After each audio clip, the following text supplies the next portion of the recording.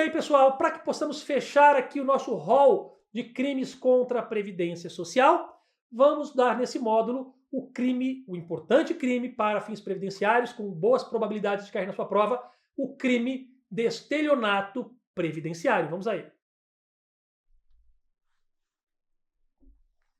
É deste crime que trataremos aqui, o crime de estelionato previdenciário. Ele está previsto no artigo, o crime de estelionato, o genérico, ele está previsto no artigo 171, tá certo? No entanto, o previdenciário, nós vamos avaliar aqui, o Código Penal traz no parágrafo 3º do artigo 171. Todo mundo conhece, né, pessoal? 171. Quando você fala que alguém é 171, você está dizendo que aquele cara é um 71, é um estelionatário, é um picareta, né? É um enganador. E isso é por conta do artigo 171 do Código Penal. É por isso que o número 171 é tido como um número símbolo de estelionatário, picaretagem, malandragem. Olha só, o que diz o crime de estelionato previdenciário? Ele diz o seguinte, ó, obter para si ou para outrem vantagem ilícita. Vantagem ilícita é um estelionatário obtendo vantagem ilícita para si ou para outrem em prejuízo alheio, claro, né?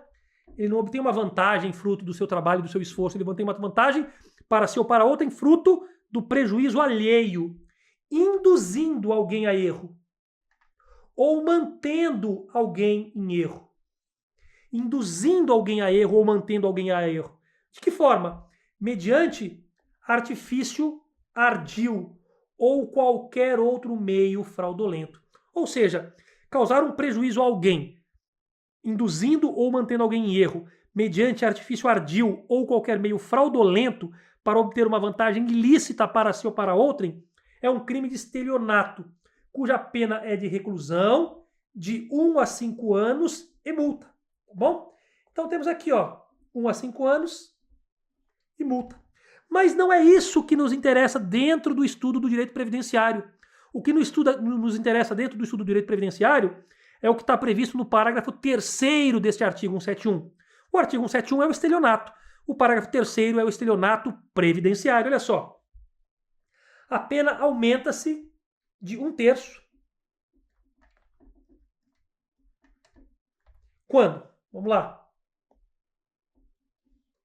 Se o crime é cometido em detrimento de entidade de direito público ou de instituto de economia popular, assistência social ou beneficência.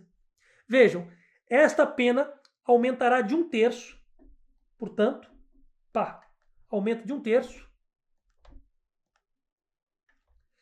Se o crime é cometido em detrimento, o que é em detrimento? É contra, em desfavor, em desvantagem de uma entidade de direito público, como, por exemplo, o INSS, que é uma autarquia pública federal, é uma entidade de direito público. Então, cometer um crime contra o INSS, né? Ou seja, obter vantagem ilícita em prejuízo alheio, induzindo ou mantendo, por exemplo, o INSS-AE em erro, mediante um artifício ardil ou qualquer outro meio fraudulento, ó, artifício ardil ou qualquer outro meio fraudulento. Se isso for contra, em detrimento a uma entidade de direito público, como a própria Previdência Social, por exemplo, Instituto de Economia Popular, assistência social também ou beneficência.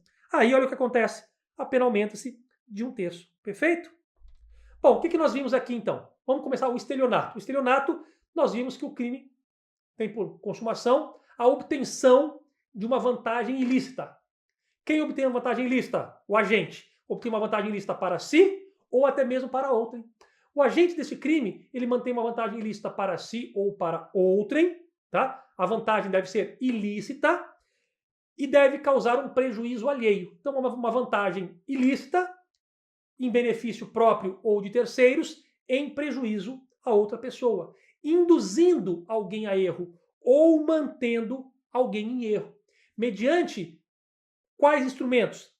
Mediante artifício, ardil ou qualquer outro meio fraudulento.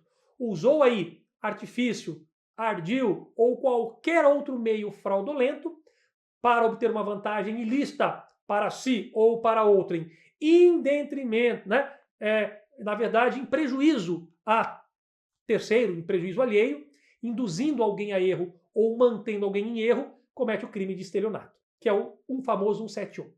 Mas, como disse, o que nos interessa é o estelionato previdenciário, que é o do parágrafo 3º, que fala do aumento da pena. O estelionato previdenciário é um estelionato com aumento de pena em 1/3, pois o estelionato foi praticado, né, em detrimento de uma entidade de direito público, que é o que nos interessa.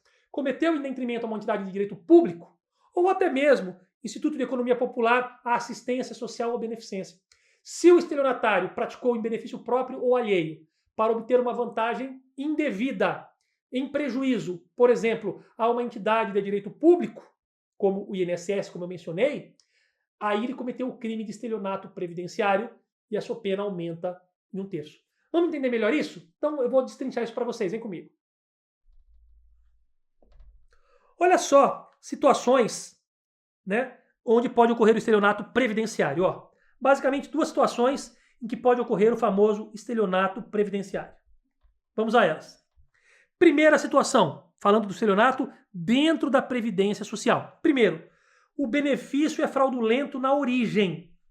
Segundo caso, o benefício é devido, mas alguém continua a recebê-lo mesmo após a morte, né, do segurado. Então vamos entender isso. Primeiro caso de estelionato previdenciário, onde alguém utiliza algum artifício, ardil, né, ou alguma outra forma aí para obter uma vantagem devida perante o INSS. O benefício é fraudulento na origem, ou seja, é criado com ardil, sem qualquer atendimento aos requisitos legais. Então, a concessão de um benefício fraudulento, né, o benefício é fraudulento desde a sua origem.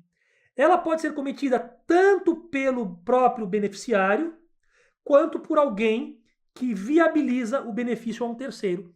Então, esse crime pode ser cometido pelo próprio beneficiário, que criou uma situação para obter um benefício fraudulento que não era devido, ou algum intermediário que fez isso, que viabilizou esse benefício indevidamente para aquele beneficiário. Ok? O exemplo de quando o próprio beneficiário tem aí um benefício fraudulento na origem por culpa sua, quando alguém falsifica documentos para obter uma aposentadoria por invalidez, que atualmente chama-se aposentadoria por incapacidade permanente. Perdão, aposentadoria por incapacidade permanente, exato. Olha só, imagine que alguém falsifica um laudo médico para obter uma aposentadoria por incapacidade permanente. E aí, ele vai então receber o benefício de aposentadoria por incapacidade permanente, sem que seja permanentemente, total e permanentemente incapaz.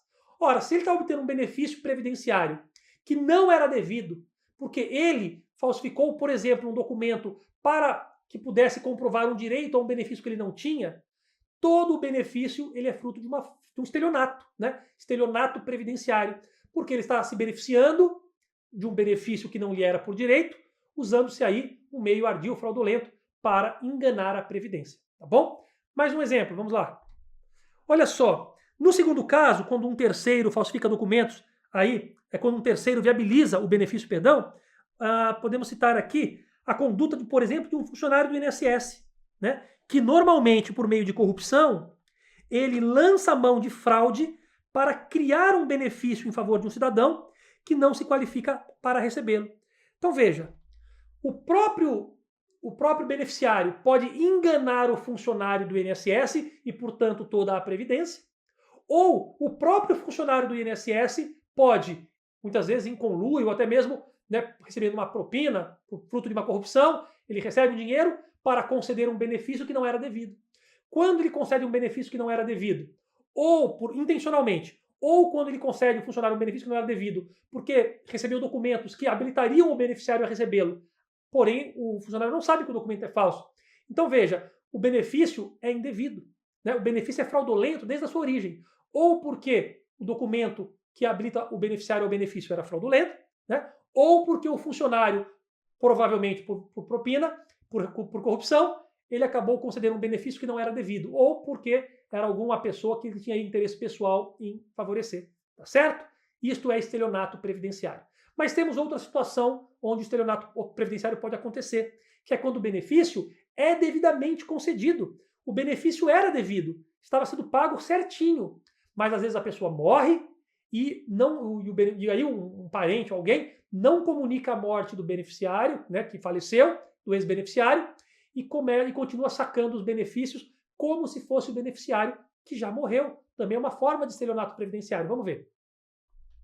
Olha só. Alguém utiliza, normalmente algum parente próximo, utiliza o cartão previdenciário do beneficiário após a sua morte para continuar a receber os valores. Trata-se de uma situação em que, apesar da morte do beneficiário, o INSS não é notificado e continua a pagar o benefício, disponibilizar no banco o benefício, né, do qual se aproveitam terceiros, normalmente familiares. Então veja, o estelionato previdenciário pode acontecer por uma concessão fraudulenta do benefício, por culpa do interessado, por uma concessão fraudulenta do benefício por culpa do funcionário, né, que obteve vantagem provavelmente para conceder um benefício que não era devido, em prejuízo à Previdência.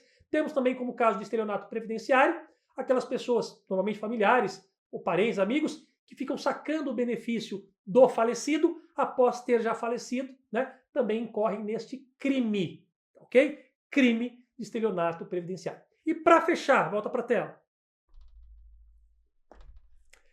Para fechar o assunto, pessoal, e para fechar os crimes contra a Previdência Social.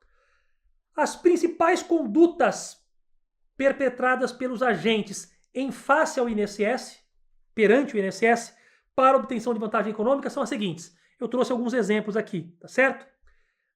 Primeiro, inserção de vínculos empregatícios falsos na carteira de trabalho, né? Ou informados em sistema informatizado de EFIP. Então, uma forma de se cometer estelionato previdenciário aqui também é a inserção de vínculos empregatícios falsos, né, para obter um benefício.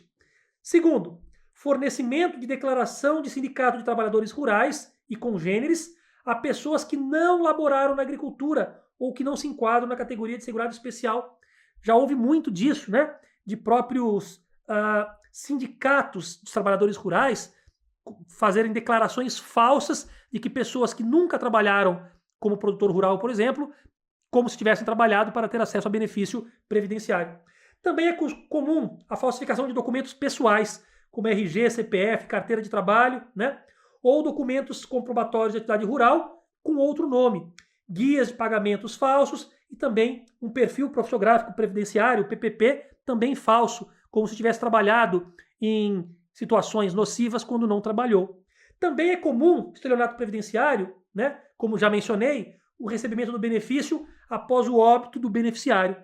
E também temos o caso de utilização de atestado médico falso. São estes apenas exemplos, né, de formas como pode se dar aí a concessão indevida de um benefício por meio de um estelionato previdenciário. Neste caso, sabemos que a pena será aumentada ali do estelionato, a pena será aumentada no caso do estelionato contra uma entidade de direito público, por exemplo, a Previdência Social, temos aí que será aumentada aí de 1/3, ok? Voltando aqui, ó, vemos aqui, mais 1/3 está aí, como vimos.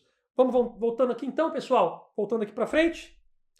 Com isso, nós finalizamos o estudo do estelionato previdenciário e fechamos também o estudo dos crimes contra a Previdência Social, ok? Na sequência, estudaremos aí, faremos questões de provas anteriores, cobrando os assuntos que estudamos sobre crimes previdenciários. Um forte abraço e até o próximo módulo. Valeu!